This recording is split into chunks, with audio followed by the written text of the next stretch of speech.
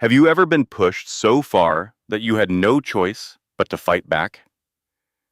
That was me when an expensive cream envelope arrived.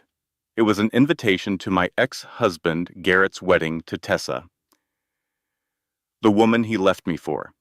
Inside, a note said, "No hard feelings. No hard feelings for cheating, for leaving me with $700 a month, or for shattering my life." Then I saw the date he chose for his new beginning, our old wedding anniversary.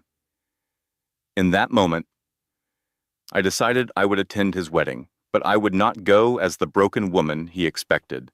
My name is Rebecca, and this is how I showed up on his perfect day to reveal the secrets he thought were buried forever. I arrived in a billionaire's private jet with our twins, ready to destroy his world with nothing but the truth. Stick around, because he never saw what was coming. This is a story about reclaiming your power when everyone expects you to stay broken. If you have ever felt invisible, underestimated, or thrown away by someone who was supposed to love you, this story will remind you that your worth was never theirs to decide. The invitation felt like a cruel joke on my kitchen counter. The apartment was silent, with my children, Evan and Emma, at school. My coffee was ice cold. I could have ripped the invitation to shreds. I could have called my sister Diane. Instead, I glanced at my laptop, at an unanswered email from a man named Julian. Then I looked back at the names on the card, Garrett Sullivan and Tessa Brightwell. My hands trembled as I read the personal note inside. It was in his handwriting, the same script that once wrote me love letters and later signed our divorce papers. He wrote that he hoped I would come so the kids could see both their parents happy. He signed it, "No hard feelings." The phrase echoed in my mind, no hard feelings for the affair or for taking everything in the divorce while I struggled to raise our children. I checked the date one more time, June 15th. It was a deliberate blow. He was marrying her on the same day he married me 12 years ago. The memory of that day, 4 years ago, came rushing back when he walked in and ended our lives with 4 simple words. I was making his favorite dinner, spaghetti, while our 4-year-old twins played nearby. He stood in the doorway and said, "We need to talk. I want a divorce." There was no warning, no chance to fix what was wrong. He told me he had met someone who understood him better, someone younger. That someone was Tessa, my friend, a woman who had been in our wedding party. The memory shifted to the divorce that followed. Garrett's lawyer was ruthless, while mine was inexperienced and cheap, the only one I could afford. The court battle was the nightmare. Garrett got the house, the savings, everything. The judge decided that because I was a stay-at-home mom, I had earned nothing. I was left with $700 a month in child support and weekend visits with my kids. The past 4 years have been a constant struggle, working 2 jobs just to pay rent and hiding trips to the food bank from my children. His mother, Patricia, would call just to remind me it was my fault. I had become a ghost in my own life. I scrolled through old photos on my phone and saw my wedding picture. The smiling woman in the white dress felt like a stranger. That hopeful girl was gone. Just then, my laptop pinged with another email from Julian. He was the kind, patient man I had met 18 months ago. The man I didn't know was a tech billionaire until our 5th date. He understood why I needed to keep our relationship quiet, away from my ex-husband's world. Suddenly, my doorbell rang, making me jump. A serious-looking man in a suit stood at my door, holding a package marked confidential. My heart pounded as I signed for the package. There was no return address. Inside, I found plane tickets, documents, and a handwritten note from Julian. It read, "You deserve to walk into that room like you own the world, because you do." Beneath the note were financial records, bank statements, and asset transfers in Garrett's name, all from accounts he had hidden during our divorce. It was clear, undeniable proof that he had lied to the court. At the bottom was a note from Marcus Caldwell, Garrett's former business partner. He wrote, "I'm sorry it took me this long to do the right thing." I sank to the kitchen floor, the papers scattered around me. Julian had been investigating Garrett this whole time, quietly building a case to help me. My phone buzzed with a text from my sister, Diane. "Are you okay?" I typed back. "Can you come over now? I need you." She replied instantly, "On my way." I stood up and put the evidence back into the package.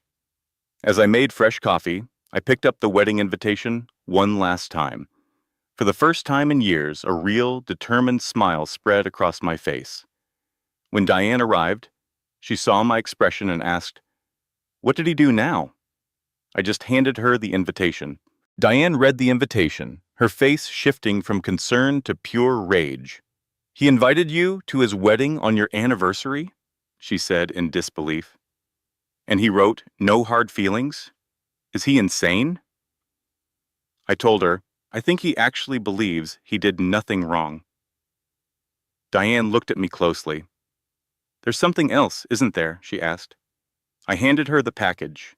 She read through the documents, her eyes growing wider with every page she turned. "Oh my God," she whispered. "He hid all of this from you." I nodded. And Julian found it. We sat at my small, wobbly kitchen table, and I started to tell her everything. It all started at that little coffee place on 7th Street.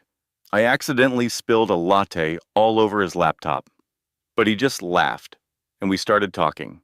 He was so kind and funny and truly present in a way my ex-husband Garrett never was. We began dating, keeping it casual at first. Soon, I was falling for him, and he was falling for me. But I couldn't tell a soul, not my kids, not you. I knew if Garrett discovered I was seeing someone with money, he would drag me back to court to lower the child support payments. It's exactly the kind of thing he would do. So Julian and I kept our entire relationship hidden. He understood that I had to protect my children, and he was willing to wait. He has been waiting for 18 months now. I keep pulling away because I am just so scared. Scared he will leave, scared he will decide I am not worth the trouble, scared he will turn out to be just like Garrett. I know it is not fair to Julian, because he has been nothing but good to me. But I cannot seem to shake the feeling. My sister Diane reached for my hand. She told me that I was not the one with the problem. But was I? Garrett spent years making me feel small and worthless. He convinced me I was lucky he even stayed. They were all lies, Becca. Every last one of them. I paced to the window, watching people walk their dogs, as if the world was not falling apart. He said I had no ambition, that I had let myself go after having the twins. He was having an affair with your so-called friend. His opinion means nothing. But what if there was some truth to it? I was so busy being the perfect wife and mother that maybe I forgot how to be myself. Diane's voice was firm. "Stop it. Stop defending the man who broke you. You are doing it again right now." Diane stood and came over to me. "Garrett Sullivan is a liar and a cheat. The proof is sitting on that table. He stole money from you and hid assets during the divorce. He broke the law. And you are worried you are not pretty enough for him?" My eyes started to burn. I look at the woman in my wedding pictures, and I do not recognize her. "She is still in there," Diane said softly. "She just forgot how to stand up for herself." The tears finally came, hot and angry. I buried my face in my sister's shoulder, letting out 4 years of pain. "I am just so tired of struggling," I sobbed. "I am tired of pretending that everything is fine when I feel like I am drowning. I work 2 jobs and still cannot afford to buy my kids new sneakers. I can't give them anything. You give them your love," she said. "That is more than Garrett ever did, and it is everything to them." We stood there until my sobs finally faded. I pulled away and wiped my eyes, managing a weak laugh. I got socked. He wants to fly all of us there on his private plane. My kids, me, and even you if you want to go. Diane's jaw dropped. You have been dating a man with a private jet, and you are worried you are not interesting enough? Becca, you have won the lottery. A real smile finally touched my lips. Julian thinks it is time for him to meet the twins properly. He says we have been hiding for too long. He is right. But what if they hate him? What if they love him? That could be even more complicated. Diane shook her head. You have to take a risk sometimes, Becca. You cannot protect yourself from everything. I looked at the wedding invitation, then at the evidence against Garrett, and then at my sister. Garrett only invited me because he thinks I'm still broken. He wants his new wife to see me struggling. He wants to show everyone how much he upgraded. Then prove him wrong, Diane said. Show up looking like a queen, with a man who truly loves you and your children by your side. Walk in there like you own the world, because you do, Becca. You just forgot.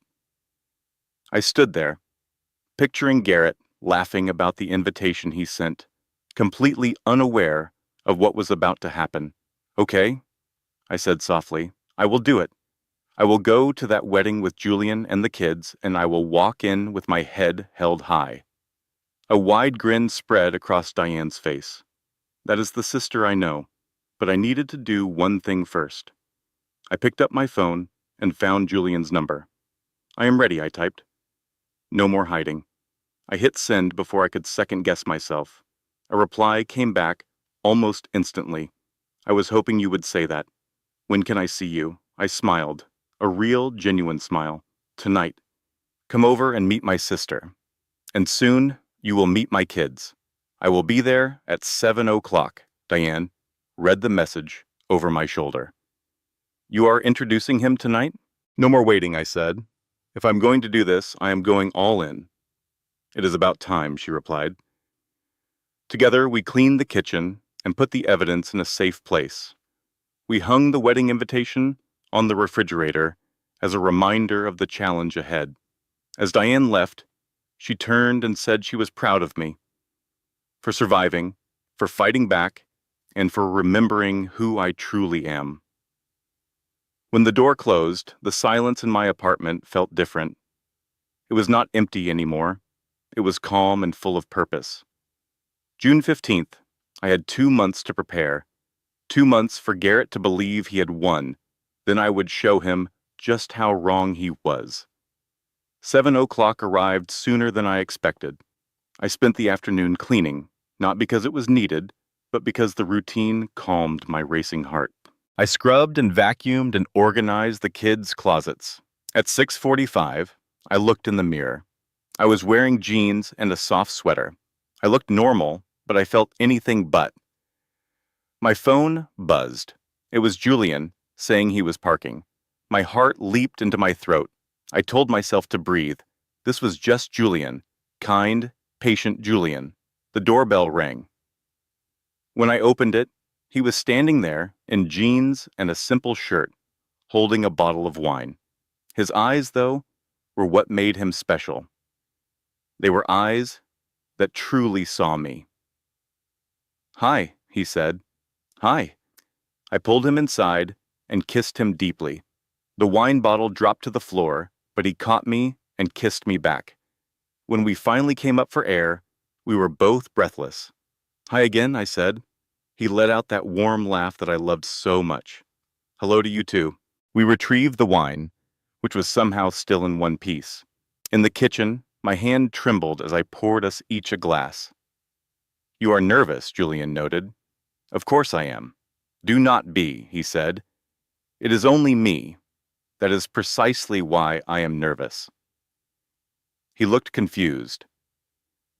I do not understand. Because this is finally real, I explained. It is not just us in secret anymore. Diane knows. Soon the children will know. And that is terrifying. He put his glasses down and took both of my hands. Becca, look at me. I am not him. I know you are afraid I will hurt you like he did.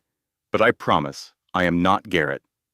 He said he loved me, too, I whispered. On our wedding day, he said all the right words, and then he still left.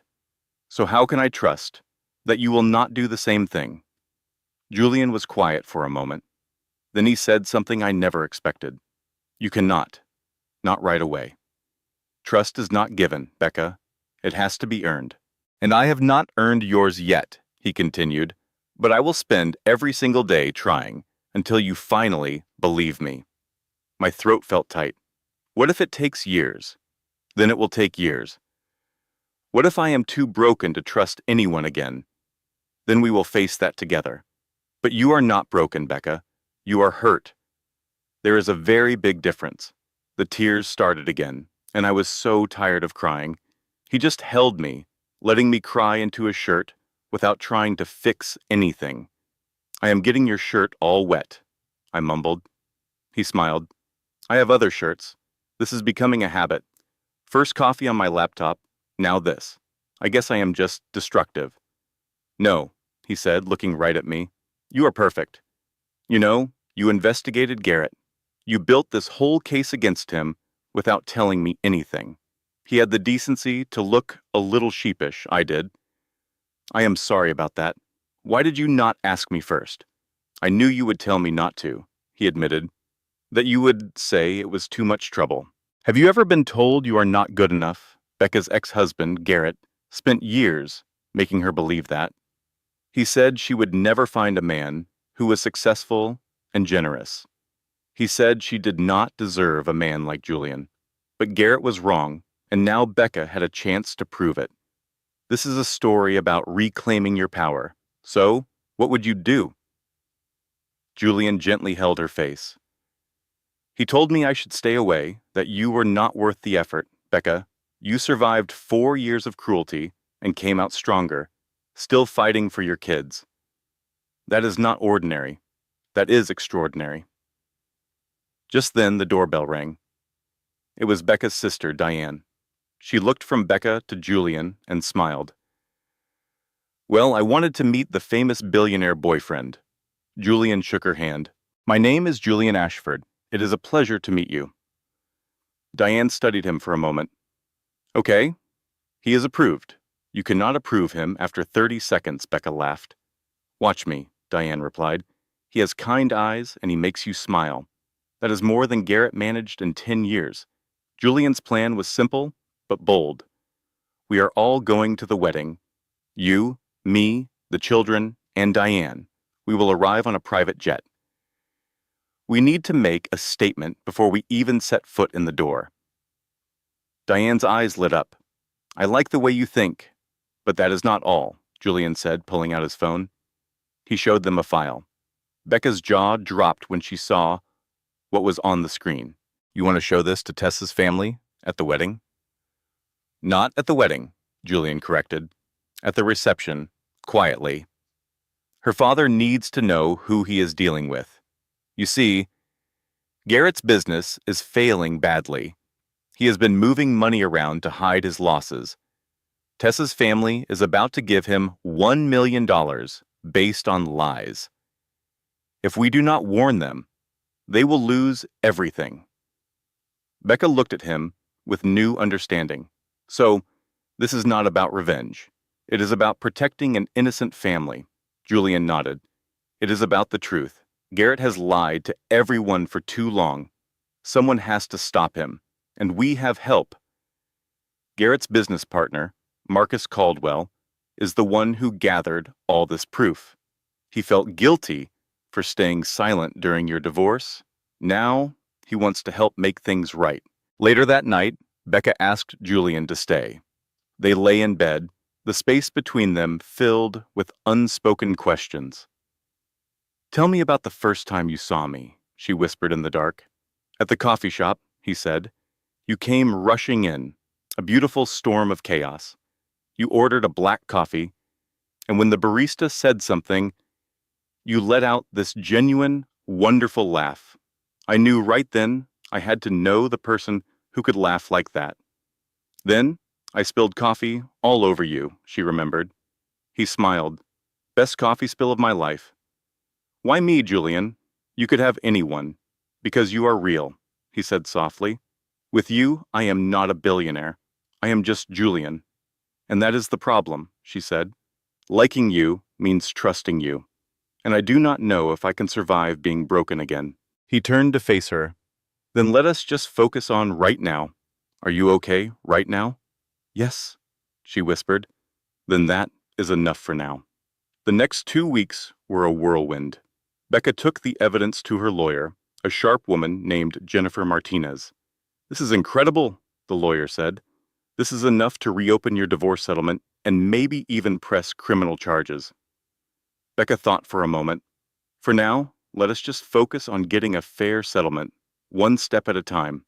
The lawyer nodded. Good. Let us go get what you are owed. Leaving the office, Becca felt a weight lift from her shoulders. She had taken the first, hardest step. Now it was time for the second. Becca sat her 8-year-old twins down for a talk. I have a friend, she began carefully, someone I care about, who wants to meet you. Evan, her son, looked at her with serious eyes. Is he your boyfriend? Because Dad said you would never find anyone as good as him. The words were a punch to the gut. Becca struggled to keep her composure. Emma, her daughter, nodded. He said you got lazy, and that is why he left. Becca took a deep breath, fighting back a wave of anger. Your father is wrong, she said. Her voice firm but kind. I was not lazy. I was busy taking care of 2 wonderful children, which is the hardest job in the world. As for my friend, his name is Julian, and he is kind and funny. He wants to meet you because you are the most important people in my life. Of course, Garrett found out about Julian. He started spreading rumors, telling people Becca was only after Julian's money. It got so bad that Evan got into a fight at school defending his mom. That night, Becca called Julian, distraught. It does not matter what he says, Julian told her. People will always talk. If you are with me, they will say you are a gold digger. If you are alone, they will say you are pathetic. You cannot win their game, so stop playing it. The only opinions that matter are yours, your children's, and your sister's. Everyone else is just noise. His words were simple, but they were exactly what she needed to hear. She was done playing Garrett's game. She was ready to write her own rules. His name is Julian. He is kind and funny, and he means the world to me. Becca took a deep breath, looking at her 2 children. I need you both to know that no one could ever replace your dad. But I am allowed to be happy too. Is that okay? Evan and Emma exchanged a look. Finally, Evan spoke. Does he make you smile? Becca's heart ached. Yes, real smiles. Not the fake ones I use when your dad talks about Tessa. They noticed. Of course they did. Real smiles.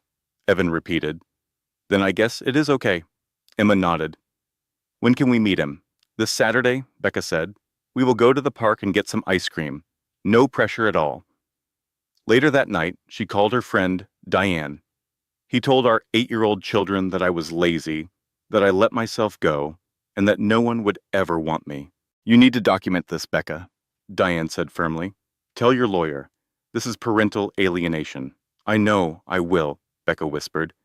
But right now, I just had to say it out loud, or I was going to scream. Then scream, Diane said. I will. Wait. Becca screamed into a pillow, a long, furious sound.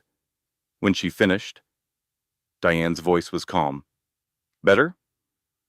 A little? Good. Now, Julian meeting the kids is a big step. You have to be sure he is in this for the long haul, because if they love him and he leaves, it will break them. I am sure, Becca said. But a moment later, she admitted the truth. I am terrified. I wake up every day expecting him to realize he could do better. Diane's voice softened. Those are Garrett's words in your head, not the truth. Has Julian ever made you feel small or put you down? No. Has he been anything but patient and kind? No. Then trust the evidence in front of you, not the ghosts in your head. Saturday arrived quickly. Becca changed her clothes 4 times, finally settling on simple jeans and a soft blue shirt. Julian picked them up at 10 in the morning in a normal, family-style sport utility vehicle. The twins were quiet and suspicious in the back seat. "Hi," Julian said, his voice a little nervous. "It is really nice to meet you both."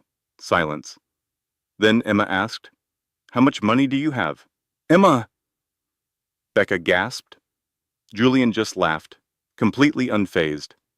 "That is a fair question. I have more than I need and less than I want. That is not a real answer," Evan pointed out.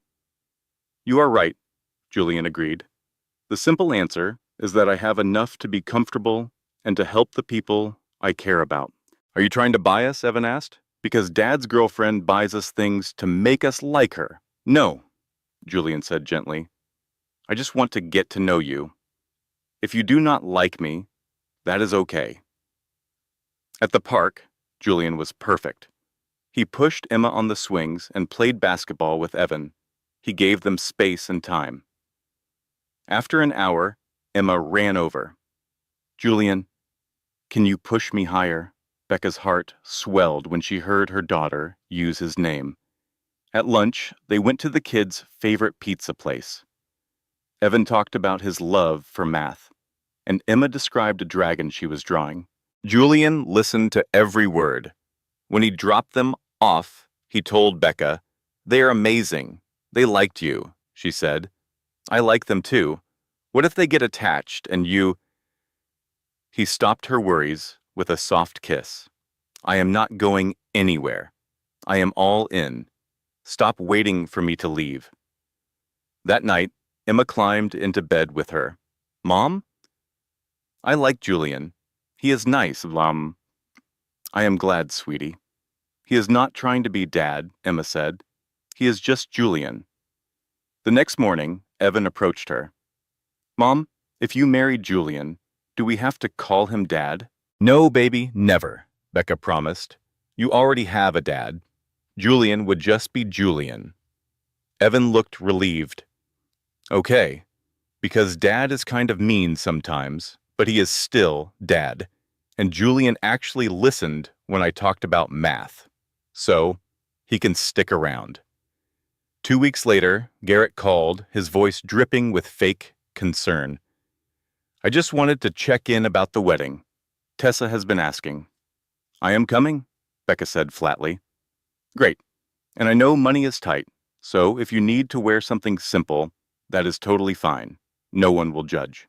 Her blood boiled. "I will be appropriately dressed, Garrett." She hung up and texted Diane, who replied, "Oh, he is going to regret that." Then Becca texted Julian. "Are you sure about this? All of it?" His answer was immediate. "I have never been more sure of anything." "Even the jet?" he texted back. She smiled. "Especially the jet. 4 weeks until the wedding. 4 weeks until Garrett Sullivan learned the biggest lesson of his life. But 2 weeks before the wedding, everything changed. The school called. "Ms. Hartwell, this is Principal Morrison. There was an incident with Evan at lunch. She was at the school in 20 minutes. Evan sat in the office with a bleeding lip and scraped knuckles. Another boy was crying nearby. There was a fight," the principal explained. "Evan hit Tyler." Becca looked at her gentle son, confused. "Why?" she asked him. "He said you were a gold digger," Evan mumbled. "He said you are dating a rich guy for his money and that everyone knows you are broke." The other boy's mother started to cry. "Tyler, why would you say such a terrible thing?" Tyler sniffled.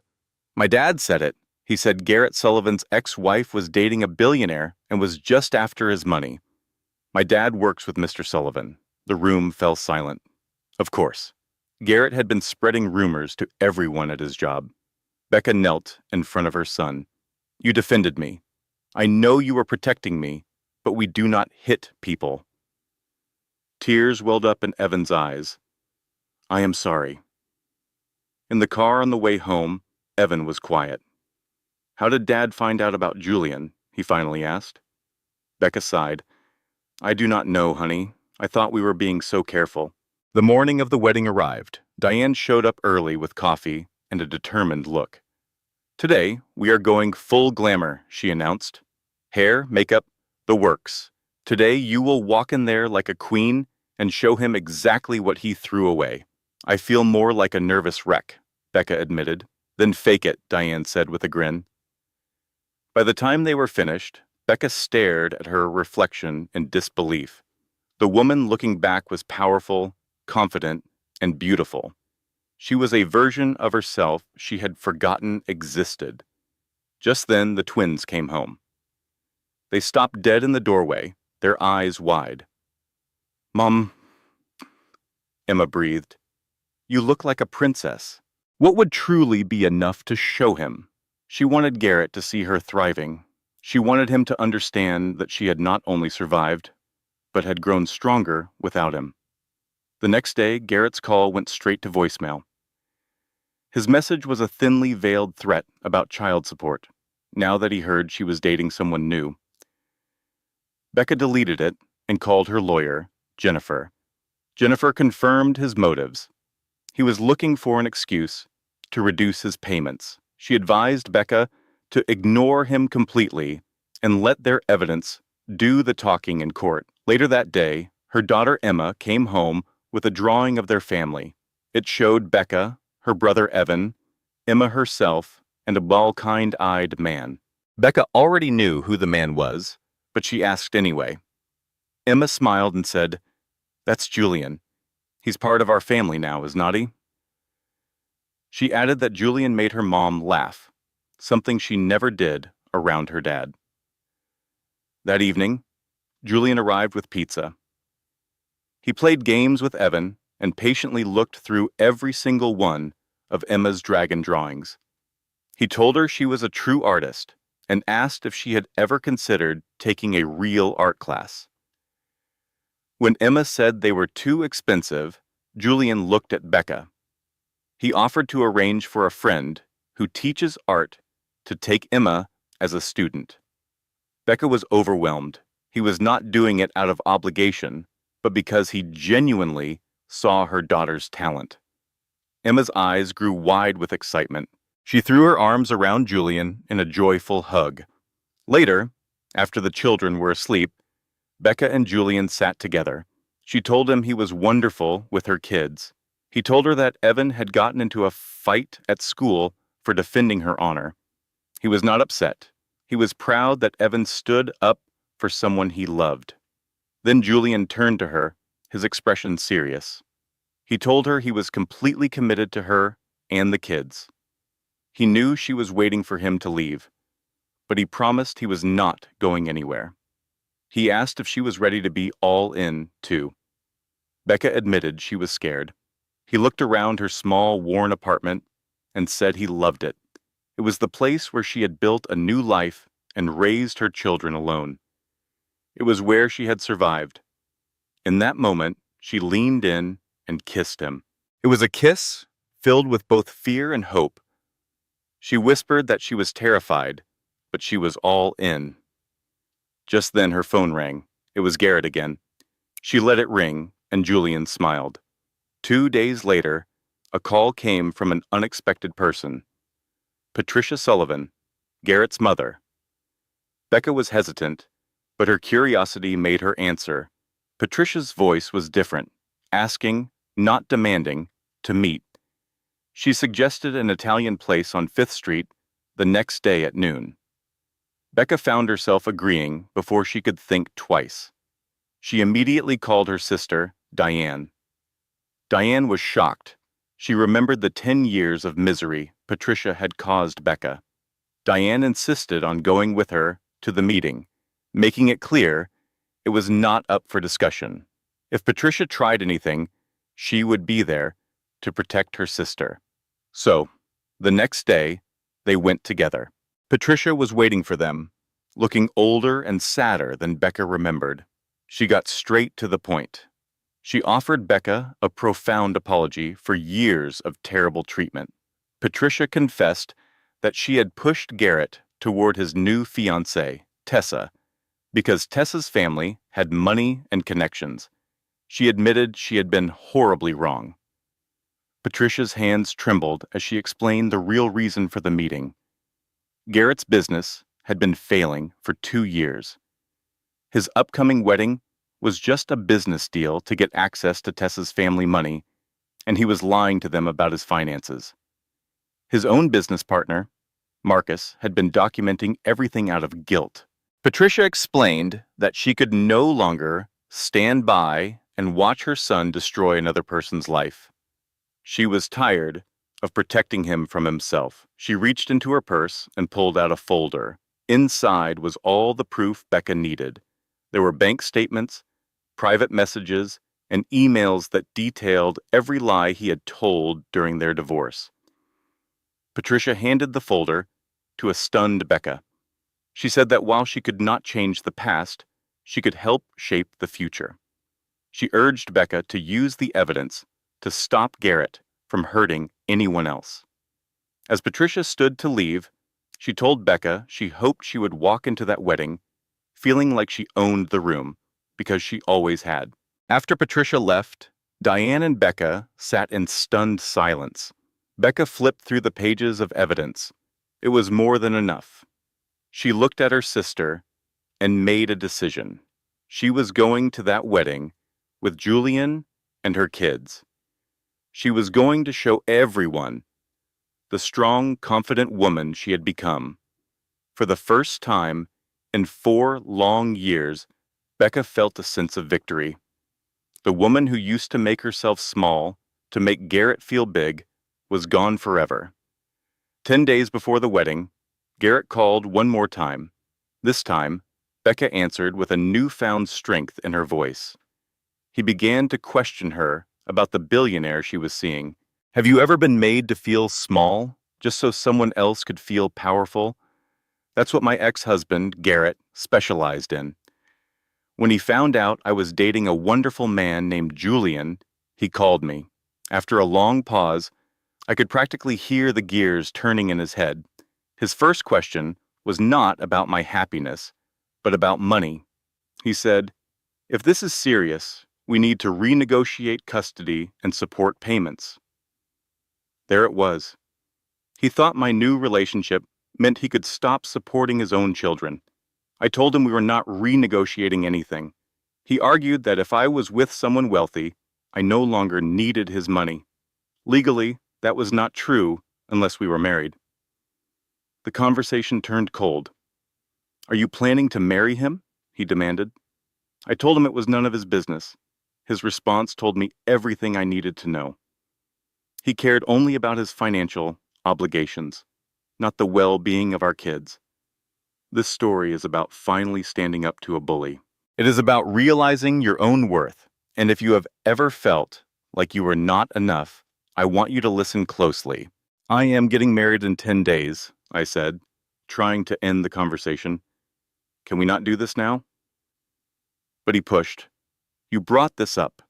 So, yes, we are doing this now." Then came that condescending sigh I remembered so well. He told me he was trying to be civil, then delivered his final insult. "I will see you at the wedding. Please try to dress appropriately. I know money is tight for you, but Tessa worked hard on this, and I would hate for you to embarrass her." Every instinct told me to hang up, but instead, I promised to be dressed appropriately. He then had the nerve to say he hoped we could be mature for the children. I agreed that our kids needed to see both their parents happy. "We are perfect," I said, then hung up the phone, shaking with a quiet rage. My sister Diane showed up 15 minutes later. She always knew. After I told her what he said, she paced my apartment, furious. "I want to punch him," she said. "Get in line," I replied. "How are you so calm?" she asked. I told her I was not calm, just saving my energy for the wedding. Diane stopped and looked at me. "You have changed," she said. "A few months ago, you would have apologized to him." She was right. I had finally chosen to stop letting him control me. As I made us some tea, I confessed my own doubts. I wondered if my plan to show up at the wedding with Julian, looking successful and happy, was for the right reasons. Am I doing this to be free? I asked. Or am I doing this for revenge? Diane thought for a moment. Does it have to be one or the other? She asked. I think you can want to be free of his control and also want him to see that he did not break you. But I worried about his new wife, Tessa. She would be collateral damage when we exposed him as a fraud at her own wedding. Diane saw it differently.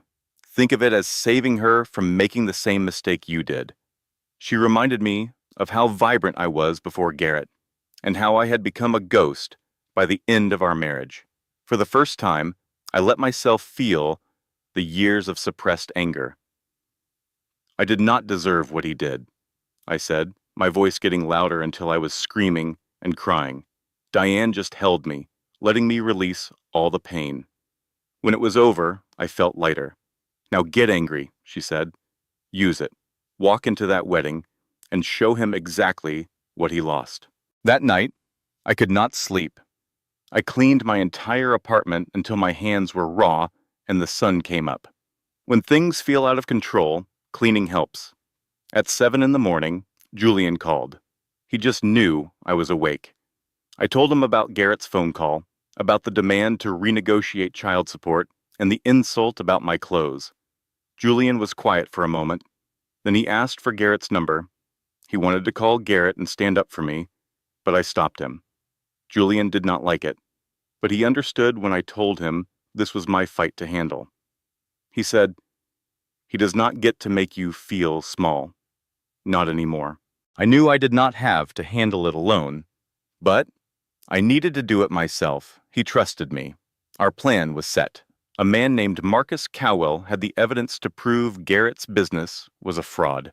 He would discreetly show it to Tessa's father at the wedding. It was a risk, but it was the right thing to do. Then, with only 8 days left, I got a call from Patricia, a former employee of Garrett's. She warned me that Garrett was suspicious. He was watching everyone. "Be careful," she said.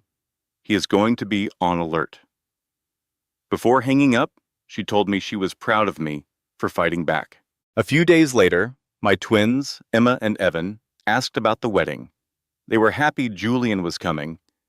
"He talks to us like we are real people," Emma said. My heart ached, but I knew my kids were strong and kind. 3 days before the wedding, Diane took me to a beautiful store I could never afford. She insisted we find the perfect dress. I walked out of the dressing room in an emerald green gown, a color Garrett always said washed me out. I looked stunning. Diane said, "That is the one." It was expensive, but she told me Julian had already called her and paid for whatever I wanted.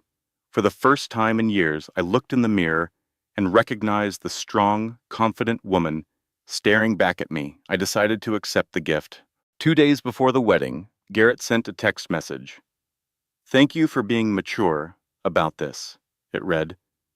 "The kids are lucky to have you as a mom." It was another attempt to control the situation, to make himself feel like the good guy. I read it 3 times, then smiled. I replied with just 3 words, "See you Saturday." He had no idea what was coming. For so long, I had tried to be enough for him. I finally realized that I was always enough. He was the one who was not. The night before the wedding, panic set in. I sat on my bathroom floor, unable to breathe, my mind spiraling with doubt. What if this was all a mistake? What if I was just a gold digger, like he always claimed? What if I was not strong enough to see this through? My phone buzzed on the counter. It was a text from Julian. "Cannot sleep either," he wrote. "Thinking about you, about tomorrow, about how proud I am of you." Tears filled my eyes as I typed back, "I am terrified." His response came instantly. "I know. But you are not alone. I am here. Diane is here. You are surrounded by people who love you." I asked him, "What if I am not ready?" He replied, "You are. You have been ready for years." And in that moment, I knew he was right. That night, a wave of panic washed over Becca. She sent a desperate text to Julian, and his name immediately lit up her phone. He could hear the fear in her voice and told her to talk to him. He reminded her of the facts. She had survived years of hardship. She had raised two amazing children on her own.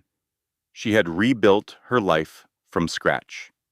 He told her she was the strongest person he knew. Strength, he said, is not about being fearless. It is about moving forward even when you are afraid. She asked him why he had chosen her, wanting the real story. He told her the truth. The first time he saw her, in the coffee shop, she looked completely exhausted and overwhelmed. But when the barista told a joke, she let out a genuine, beautiful laugh. In that moment, he knew he wanted to know the person who could find joy even in the hardest of times, the person who never gave up. Her tears began to fall. Julian reassured her that it was okay to be human and to feel scared. He promised that no matter what happened tomorrow, she would survive it, just like she had survived everything else. They talked until the sun began to rise. When they finally hung up, the panic was gone. Becca got up, made coffee, and looked at the wedding invitation on her refrigerator. She was ready. Becca smiled. A real, genuine smile. You think so? Evan nodded, his face full of awe. Yeah, Mom, you really do. In that moment, surrounded by the people who truly loved her, Becca felt a profound sense of peace. The wedding was no longer about Garrett. It was not about revenge or proving him wrong. It was about her.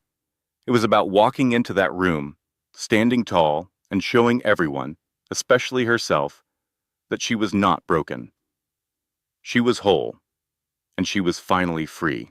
You look beautiful, Evan whispered. Thank you, my sweethearts, Becca said. Now go get ready. We have a wedding to attend. As they hurried to their rooms, Diane helped Becca with the zipper on the stunning emerald dress. Becca faced the mirror and saw a stranger, yet it was her. Are you ready for this? Diane asked. Not at all, Becca replied, but I'm going. Julian arrived at 1 o'clock, looking sharp enough for a magazine cover. He stopped dead when he saw Becca. What is it? She asked. A wave of insecurity washing over her. Is this too much? You are absolutely breathtaking. The twins emerged, Emma in a soft blue dress and Evan in a tiny suit. Julian knelt. You two look incredible. You look good too, Julian, Emma replied.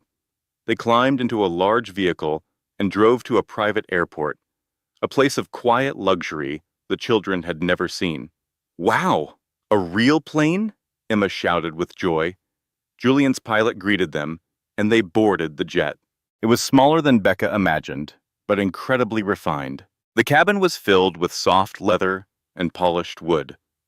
As the jet climbed, Becca stared out the window, watching the world shrink below. You doing okay? Julian asked softly. I will be after this is over, she answered. To keep the mood light, Diane told funny stories, but a knot of anxiety tightened in Becca's stomach. Soon, she would confront her past at Garrett's wedding. A text from Marcus Caldwell confirmed he was at the venue with the evidence. He would present it to Tessa's father during the reception. The plan was in motion. There was no going back. After landing, they were met by a pair of sleek, black cars. This is the coolest day ever, Emma declared. Wait until Dad sees us, Evan added, and Becca's heart ached. This was never about revenge. It was about exposing the truth and protecting another woman from the same heartbreak. She thought, I could hate Tessa, but she is just another victim. This cycle of pain had to end, and I have to be the one to break it. They arrived at a grand estate with sprawling lawns and elegant white tents. This was the expensive wedding Garrett always claimed they could never afford. Here we go, Diane said with a steadying breath. Becca echoed her words. As they pulled up, other guests in ordinary cars stopped and stared. Julian exited first and offered Becca his hand. She stepped out, her emerald dress shimmering in the sun, her posture perfect. Diane and the twins followed. A murmur rippled through the crowd. Is that Rebecca Hartwell? And is that Julian Ashford with her? Did they arrive on a private jet? Becca walked forward, her head held high, with Julian's hand gently on her back. A flustered wedding planner intercepted them. I am sorry, there must be a mistake. Are you on the list? Becca gave a cool, calm smile. Rebecca Hartwell, +4. The planner frantically tapped at her tablet. The list only shows Rebecca, with no mention of children or other guests. The assigned table has no extra space. Julian's voice was quiet, but carried immense authority. I am certain we can find a solution. The planner's eyes widened in recognition. Yes, of course, Mr. Ashford. I will arrange something immediately. This way, please. They were led into a breathtaking reception area adorned with white flowers and crystal chandeliers. It was the picture of perfection that Garrett had always craved. More heads turned, and the whispers intensified. From across the lawn, Patricia Sullivan, Garrett's mother, saw them. She looked pale for a moment, then a small, genuine smile appeared on her face. She walked over to them. Rebecca, you look absolutely beautiful. Becca was taken aback. Thank you, Patricia. Patricia then greeted the children warmly before turning to Julian. You must be Julian Ashford. I have heard so much about you, she said, extending a hand. Julian shook it. I hope they were all good things. Patricia's smile turned sad. She looked at Becca and said, I am so glad you came, before walking away. Diane leaned close. Did Garrett's mother just give you a compliment? I believe she did, Becca whispered. They were shown to a hastily arranged table near the back. From there, Becca saw Lydia Monroe, who caught her eye and gave a subtle, supportive nod. Another person who knew the truth. As the ceremony began, Garrett appeared at the altar, looking tanned and confident in his tuxedo. Then he saw them. His expression shifted from shock to anger, and finally to cold calculation. His eyes locked on Julian, and the recognition was clear. Becca watched his perfect composure begin to crumble. She offered a tiny, knowing smile. Garrett's jaw tightened. He quickly looked away, but the damage was done. The bridal march began, and everyone stood. Tessa appeared, young and radiant, in a dress that likely cost a small fortune. As she walked down the aisle, Becca felt a surge of pity, not envy. This poor girl had no idea who she was marrying. The ceremony was long and traditional. Becca watched Garrett, who kept glancing nervously toward her table. He was completely distracted. When it was time for the vows, Garrett's voice trembled slightly as he rushed through his lines. Do you, Garrett Michael Sullivan, take this woman? I do, he interrupted, far too quickly. Tessa gave him a look of concern. And do you, Tessa Marie Brightwell? I do, she replied softly. I now pronounce you husband and wife. Their kiss was brief and awkward. As the guests applauded, Becca clapped politely. It is almost over, she whispered to the twins. The guests moved to the cocktail reception. Music and laughter filled the air as people mingled with glasses of champagne. Becca stood by Julian's side while the twins enjoyed sparkling cider. Soon, a curious guest approached. Rebecca, you look incredible. Who is this handsome man? This is Julian, Becca replied. We met at a coffee shop, Julian added smoothly. She spilled coffee all over my laptop. The woman laughed loudly. How charming it was, Julian agreed, his eyes on Becca. It was the best day of my life. The woman quickly excused herself, no doubt eager to spread the new gossip. A short while later, Garrett approached them alone. Becca, you came, he said, his gaze shifting from her to Julian, then to the children. I was not aware you were bringing guests. You said our children should witness both of their parents moving on. Becca replied calmly. This is part of their future. Garrett's jaw was tight. And who is this? Julian extended his hand. Julian Ashford. A pleasure. Garrett's face paled as he recognized the powerful name. How long has this been going on? He demanded. 18 months, Becca said, her voice steady. The children met him just last week. Garrett looked as if he had been struck. And you thought bringing him here, to my wedding, was a good idea? You invited me, she reminded him. You said there were no hard feelings. I simply took you at your word. He opened his mouth to argue, but no words came out. We need to discuss the new custody arrangement. Not here, Becca stated firmly. Not today. This is your wedding day, Garrett. You should enjoy it. She then turned and walked away, leaving him speechless. That was incredible, Diane whispered as they returned to their table. You completely shut him down. I am shaking, Becca confessed. You did not show it for a second, Diane assured her. A man with kind but nervous eyes approached their table. Rebecca, it is good to see you. Marcus, thank you for being here. He shook Julian's hand. Mr. Ashford, thank you for all your help. Please call me Julian, he said.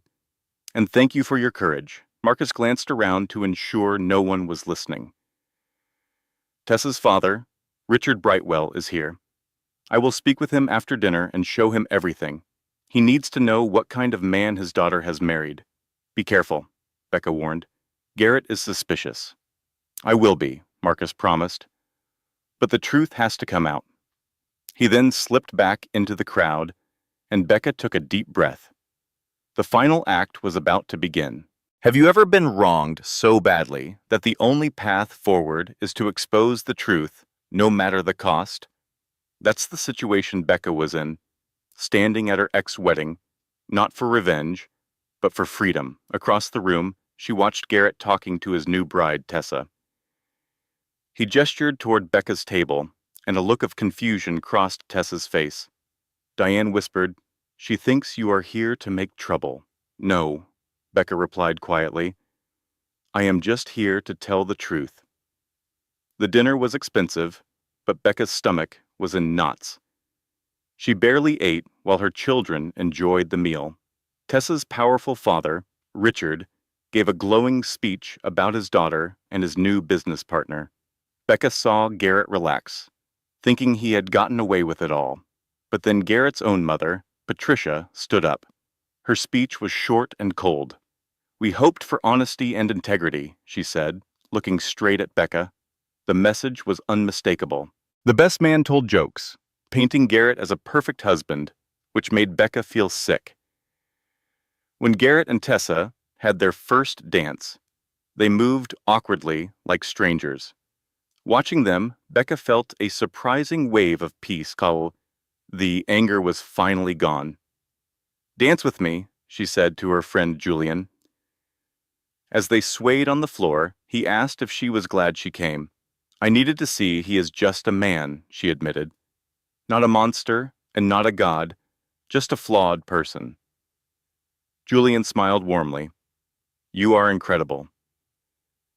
For the first time in what felt like forever, Becca truly laughed. Across the floor, her eyes met Tessa's. In that moment, a silent understanding passed between them.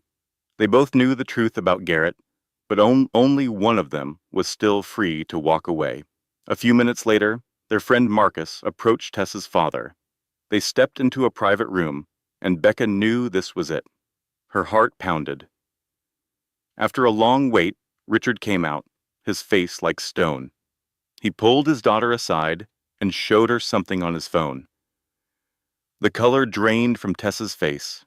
She looked at Garrett with pure devastation, said something sharp, and walked away from him.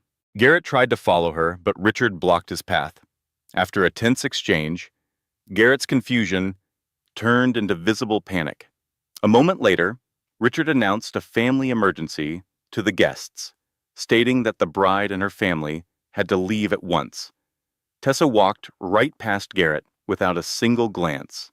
Suddenly, Garrett was standing completely alone in the middle of his own wedding reception.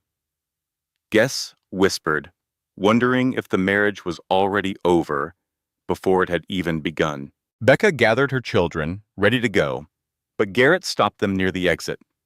"What did you do?" he demanded. "I just told the truth," Becca said calmly. "You ruined my wedding," he accused. "No, Garrett, you ruined it with your lies. I just decided to stop covering for you." His anger crumbled. "I made a mistake with you," he said, his voice breaking. Becca felt a final weight lift from her shoulders. "I know," she replied. "But that is your burden to carry now, not mine." With that, she turned and walked away with Julian and her children, and she did not look back. On the way to the airport, she felt a profound sense of peace. Julian asked if she was okay. "I am," she said, knowing it was completely true. "I really am." Model, imagine being cheated, lied to, and left with almost nothing by the person you built a life with. That was Becca's reality. But she chose to fight back, not for revenge, but for the truth. This story shows the incredible freedom that comes from standing up for yourself, even when you are terrified. If you have ever felt trapped, this is for you. On the flight home, her son Evan asked if they had done something bad to his dad. Becca assured him that telling the truth, even when it hurts, is always the right thing to do. That night, with the exhausted twins finally asleep, she sat with Julian in the quiet of her small apartment. He simply asked how she felt. 3 words came to mind: tired, relieved, and free. She turned to him, her heart full of gratitude. She thanked him for believing in her and for not walking away during the past 18 months when she felt too broken to fix. Julian simply told her that she was worth staying for. They shared a slow, meaningful kiss, and for the first time, in what felt like forever, she asked him to stay the night. Lying in his arms, Becca finally felt a sense of peace. Her sleep was deep, and for the first time in years, completely free of nightmares. The next morning, a call from an unknown number nearly went unanswered. It was Tessa, Garrett's former fiancée. Her voice was strained, but her words were a complete surprise. She called to say thank you. After the wedding disaster, her father had shown her everything. He revealed all the Garrett's financial fraud, the secret assets, and the endless stream of lies. Tessa admitted that 4 years earlier, when Becca tried to warn her, she had refused to listen. She had dismissed Becca as nothing more than a bitter, jealous ex-wife. Now she finally understood the devastating truth. Garrett did not love anyone. He only used people until they were no longer useful to him. In a moment of raw honesty, Tessa apologized for her role in destroying Becca's marriage. Her voice broke as she said that Becca had saved her from making the same mistake. After the call, a stunned Becca explained to Julian what had just happened. She had received thanks for ruining a wedding, but in reality, she had saved a life from misery. A few months later, her own divorce settlement was finalized. The evidence against Garrett was so overwhelming that his lawyers could do nothing. Becca received a truly fair division of their assets, finally correcting the injustice from 4 years before. Her friend Jennifer called it a victory, but to Becca, it felt like something far greater: freedom. She was finally able to quit her second job, which gave her precious time back with her children. The twins settled into a new 50-50 custody schedule. They saw their father regularly, but he was a different man now, much quieter, and perhaps broken. Julian became a natural part of their lives, loved by the twins and welcomed by her family. Life settled into a beautiful, normal rhythm. With her new financial stability, Becca found a larger apartment in a better neighborhood, a place she proudly secured all on her own. One morning, she watched Julian plan a museum trip with the kids and felt a deep sense of peace. Her life was finally hers again. Then, an expensive cream envelope arrived in the mail. Her stomach sank with dread. She opened it to find not a threat, but a settlement offer detailing a full and fair division of assets. It was everything she had fought for and more. Tucked inside was a handwritten note from Garrett. He apologized, admitting she had been right all along. He wrote that he did not expect forgiveness, but was trying to become a better person for their children. Becca read the shocking apology and set it down. She looked around her new, brighter apartment, filled with moving boxes and the happy sounds of her family. Julian was making lopsided pancakes, and the twins were arguing playfully. When Julian asked how Garrett's letter made her feel, she thought for a long moment. She felt no anger, no resentment, only a quiet sense of closure. The past was finally behind her, and her future was a bright, open door. Model, I did not need his apology, but it mattered for the children that he was trying. The twins tumbled out of the bathroom, already arguing. Emma asked if they could have pancakes. Julian smiled and pointed to the stove. Evan looked at the pan and announced that they were kind of ugly. Becca started to scold him, but Julian just laughed. He agreed they looked terrible, but promised they tasted good. The four of them gathered around her small, wobbly kitchen table. It was a table filled with history. An hour later, her friend Diane arrived with coffee, donuts, and a beautiful storm of chaos. After they left, the doorbell rang. It was Marcus Caldwell, holding a bottle of wine. He looked around the new apartment and smiled warmly. "You did it," he said. Becca shook her head. "We did it. You were a huge part of this." He simply replied, "You were the one who survived." Marcus explained that Garrett had been forced to step down from his company. That evening, Becca received an even bigger surprise. A call from Patricia, Garrett's mother. She called to thank Becca for showing mercy. She said it gave her son a chance to finally face his actions and grow up. Later that night, Becca sat with Julian on their small balcony. It overlooked a quiet park. She asked him if he ever regretted getting pulled into her complicated life. "Never," Julian said immediately. He knew that when she pushed him away the most, that was when she needed someone to stay. She leaned against him, feeling safe. "I love you," she whispered. It was the first time she had said the words out loud. "I love you too," he replied. Before falling asleep, Becca saw a text from Tessa. She was going back to school for art history, something she had always dreamed of. She thanked Becca for showing her that it is never too late to start over. Becca smiled as she typed back a message of support. She closed her eyes and finally understood something important. For 4 years, she had been waiting for Garrett to see her value, but his opinion never mattered. The only opinion that mattered was her own. She was not just a mother, an ex-wife, or a girlfriend. She was Rebecca Hartwell, a 38-year-old survivor. She was imperfect and flawed, but she was enough. She fell asleep dreaming of open roads. 1 year later, she stood in the kitchen of a house she had bought with her own money. The house had 3 bedrooms and a backyard where the twins played with their new puppy. Julian was at the stove, making pancakes that were no longer lopsided. Becca finally understood that the best revenge was not revenge at all. It was building a life so full of joy that the past could no longer touch it. When Garrett texted, asking if the children could come to his 41st birthday party, she said yes. He was just somebody she used to know.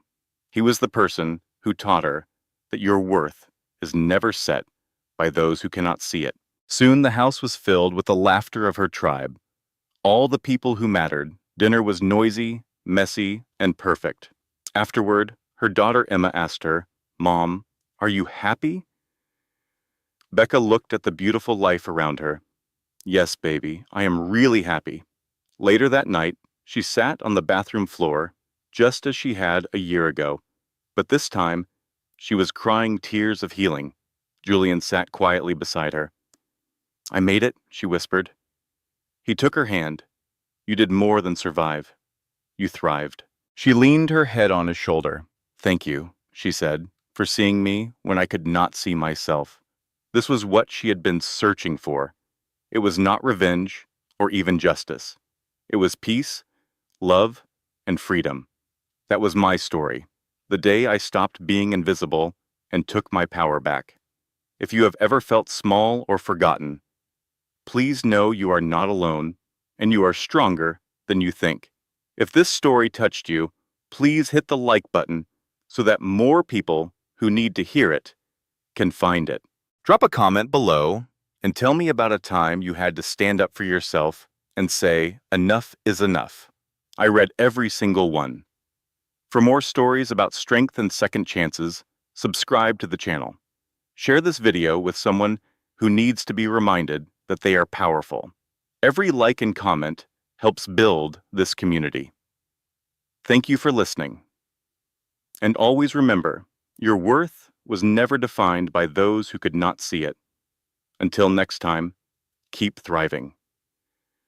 This content was researched, developed, and manually edited by our team to bring you meaningful lessons and inspiration. Thank you for being part of this journey.